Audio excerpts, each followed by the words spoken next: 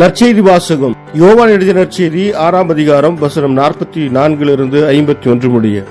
என்னை அனுப்பிய தந்தை ஈர்த்தால் ஒழிய எவரும் என்னிடம் வர இயலாது. என்னிடம் வருபவரை நானும் இறுதி நாளில் உயிர்த்தெழச் செய்வேன். கடவுள் தாமே அனைவருக்கும் கற்றுத்தருவார் என இறைவாக்கு நூல்களில் எழுதியுள்ளது. தந்தைக்கு செவிசாய்த்து அவரிடமிருந்து கற்றுக்கொண்ட அனைவரும் என்னிடம் வருவர். கடவுள் தாமே கற்றுத்தருவார் என்பதிலிருந்து தந்தையை எவராவது கண்டுள்ளார் என்று பொருள் கொள்ளக்கூடாது. கடவுளிடமிருந்து வந்துள்ளவர் மட்டுமே கடவுளை கண்டுள்ளார். உறுதியாக உங்களுக்கு சொல்லுகிறேன், என்னை நம்புவோர் நிலை வாழ்வை கொண்டுள்ளனர். வாழ்வு தரும் உணவு நானே. உங்கள் முன்னோர் பாலை நிலத்தில் மன்னாவை உண்ட போதிலும் இறந்தனர். உண்பவரை இரவாமல் இருக்கச் செய்யும் உணவு விண்ணகத்திலிருந்து இறங்கி வந்த இந்த உணவே. விண்ணகத்திலிருந்து இறங்கி வந்த வாழ்வு தரும் உணவு நானே. இந்த உணவை எவராது உண்டால் அவர் என்றுமே வாழ்வார். எனது சதையை உணவாக கொடுக்கிறேன், அதை உலகு வாழ்வதற்காகவே கொடுக்கிறேன். இது கிறிஸ்து வழங்கும் நற்செய்தி. கிறிஸ்துவே உமக்கு புகழ். ಯೋಹಾನ ಅಧ್ಯಾಯ 6 ವಚನ 44 51 ತಂದೆಯೇ ನನ್ನನ್ನು ಕಳುಹಿಸಿದನು ಮತ್ತು ತಂದೆಯೇ ನನ್ನ ಬಳಿಗೆ ಜನರನ್ನು ಕರೆತರುವನು. ಅಂತಿಮ ದಿನದಂದು ನಾನು ಆ ಜನರನ್ನು ಜೀವಂತವಾಗಿ ಎಬ್ಬಿಸುವೆನು. ತಂದೆಯು ನನ್ನ ಬಳಿಗೆ ಕರೆದುಕೊಂಡು ಬರದ ಹೊರತು ಯಾವನು ನನ್ನ ಬಳಿಗೆ ಬರಲಾರನು.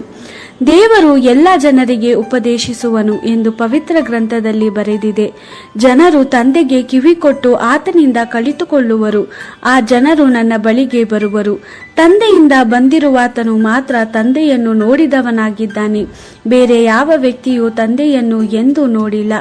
ನಾನು ನಿಮಗೆ ಸತ್ಯವನ್ನು ಹೇಳುತ್ತೇನೆ, ನನ್ನನ್ನು ನಂಬಿರುವವನು ನಿತ್ಯ ಜೀವವನ್ನು ಹೊಂದಿದ್ದಾನೆ. ನಾನೇ ಜೀವ ಕೊಡುವ ರೊಟ್ಟಿ. ನಿಮ್ಮ ಪಿತೃಗಳು ತಮಗೆ ದೇವರು ಮರುಭೂಮಿಯಲ್ಲಿ ಕೊಟ್ಟ ಮನ್ನಾವನ್ನು ತಿಂದರು, ಆದರೆ ಎಲ್ಲ ಜನರಂತೆ ಅವರು ಸತ್ತು ಹೋದರು. ಪರಲೋಕದಿಂದ ಇಳಿದು ಬರುವ ರೊಟ್ಟಿ ನಾನೇ. ಈ ರೊಟ್ಟಿಯನ್ನು ತಿನ್ನುವವನು ಎಂದಿಗೂ ಸಾಯುವುದಿಲ್ಲ. ಪರಲೋಕದಿಂದ ಇಳಿದು ಬಂದ ಜೀವವುಳ್ಳ ರೊಟ್ಟಿ ನಾನೇ. ಈ ರೊಟ್ಟಿಯನ್ನು ತಿನ್ನುವವನು ಶಾಶ್ವತವಾಗಿ ಜೀವಿಸುವನು. ಈ ರೊಟ್ಟಿಯೇ ನನ್ನ ದೇಹ. ಈ ಲೋಕದಲ್ಲಿರುವ ಜನರು ಜೀವವನ್ನು ಹೊಂದಿಕೊಳ್ಳಲೆಂದು ನಾನು ನನ್ನ ದೇಹವನ್ನೇ ಕೊಡುತ್ತೇನೆ ಎಂದು ಉತ್ತರ ಕೊಟ್ಟನು. ದೇವರ ವಾಕ್ಯವಿದು. ದೇವರಿಗೆ ಕೃತಜ್ಞತೆ ಸಲ್ಲಲಿ. Gospel according to John chapter 6 verse 44 to 51.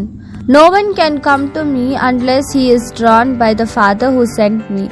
I will raise him up on the last day. It has been written in the prophets, they shall all be taught by God. Whoever listens and learns from the Father comes to me. For no one has seen the Father except the one who is from God.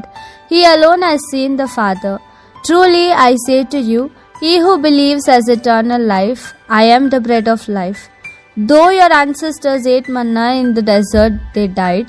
But here you have the bread which comes down from heaven, so that you may eat of it and not die.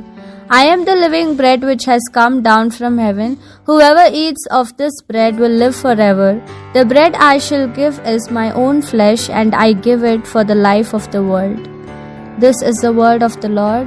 Thanks be to God.